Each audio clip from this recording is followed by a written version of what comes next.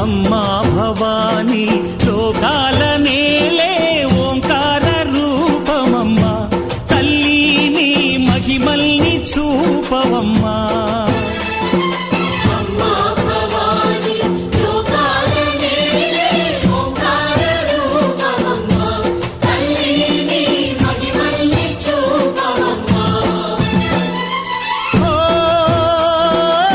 సృష్టికే దీపమా, శక్తికే మూలమా, సింహరథమే నీదమ్మా.